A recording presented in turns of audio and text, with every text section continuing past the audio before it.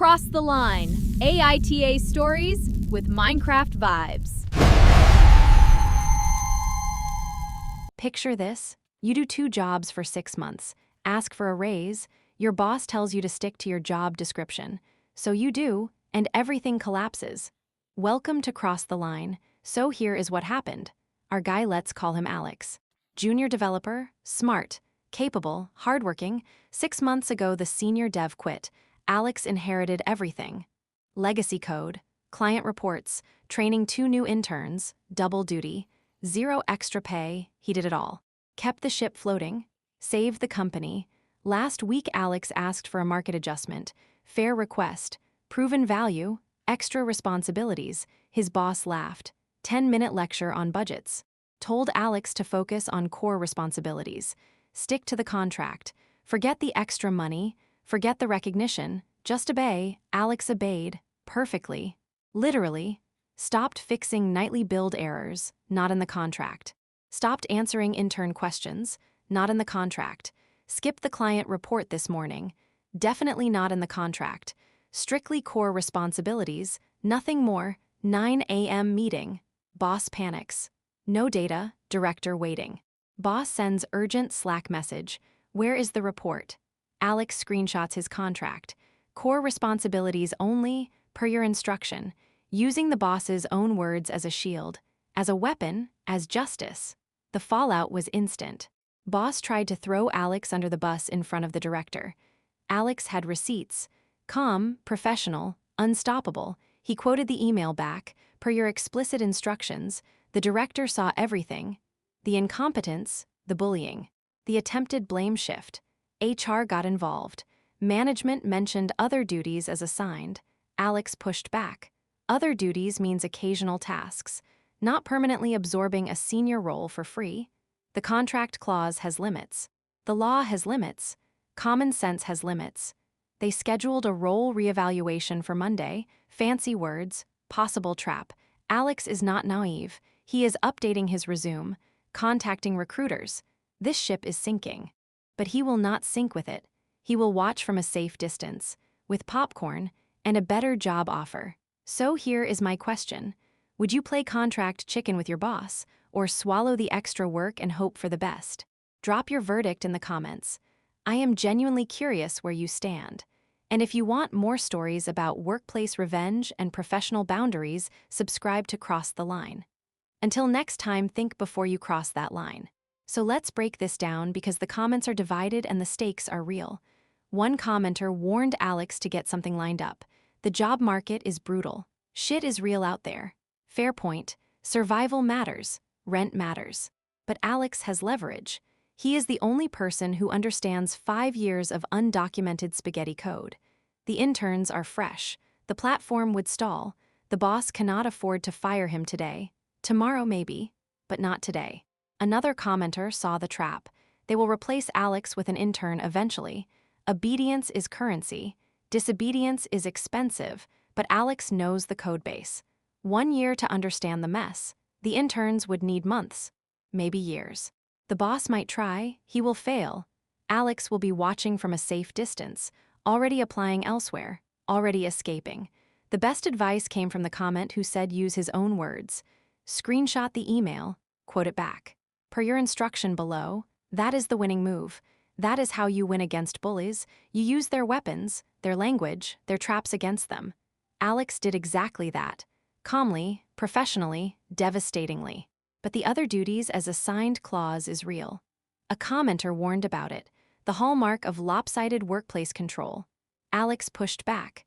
Other duties means occasional tasks, not permanent senior workload for junior pay. A contract clause will not fix a crashed database. They need a developer, not a lawyer, not a doormat. The role reevaluation smells like a trap. One commenter called it, fancy way of saying evaluating your employment. Another saw the real play, new role description, old job plus senior duties, same junior pay. Sign here or else. Alex is ready to refuse, ready to walk. The resume is polished. Recruiters are contacted. He is done being the bargain bin senior developer. My verdict. Alex is not the asshole. He is the hero, the boundary setter. The proof that workers have power when they know their worth.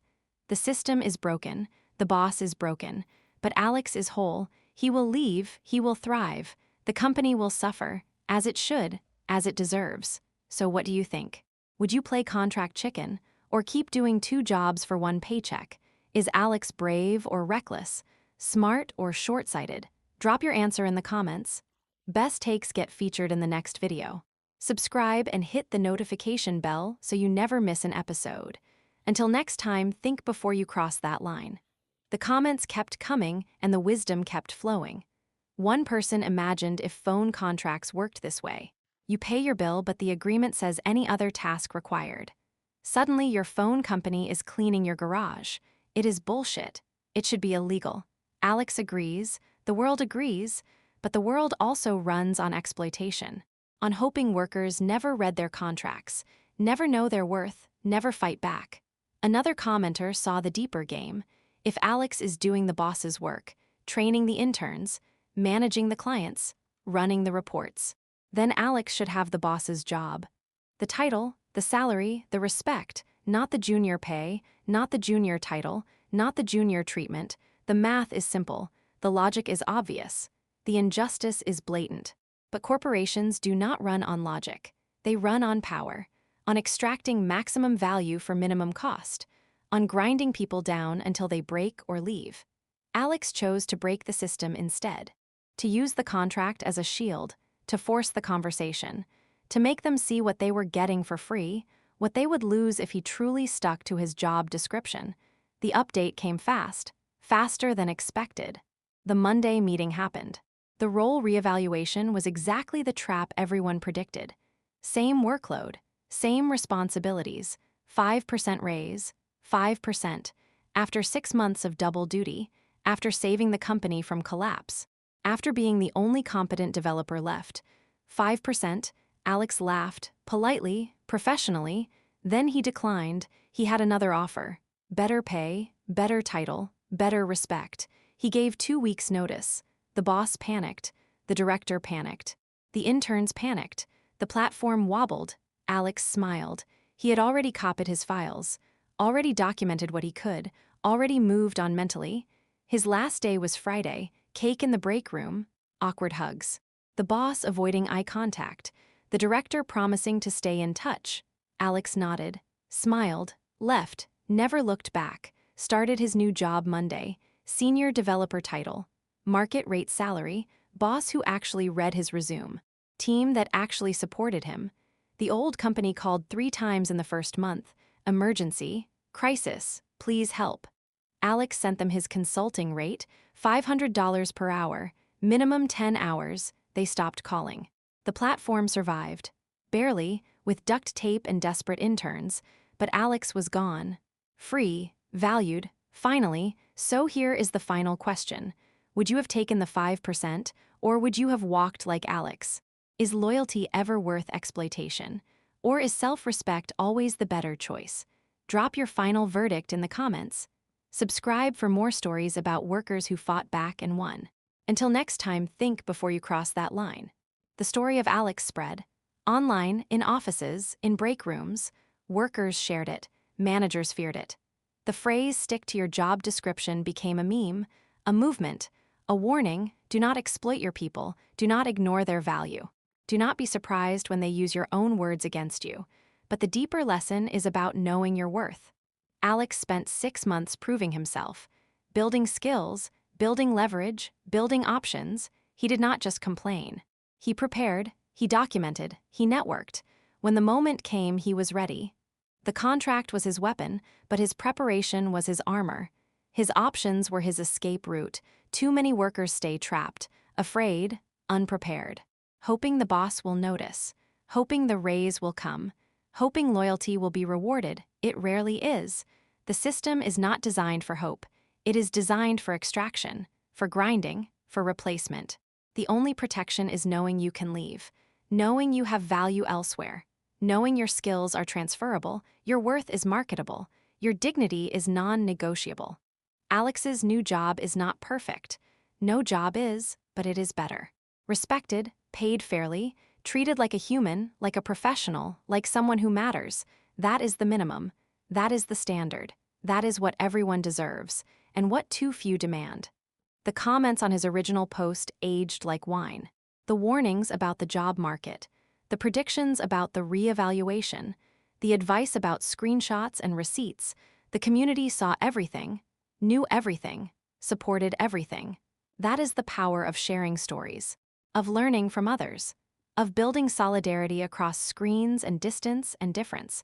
So if you are reading this, if you are in Alex's position, doing extra work for extra nothing, being told to be grateful for the opportunity, being gaslit into thinking your exploitation is your privilege, listen, prepare, document, network, know your worth, and when the moment comes, cross that line, stick to your contract, and watch them panic, watch them realize, watch them finally see what they had and what they lost because they never valued it until it was gone.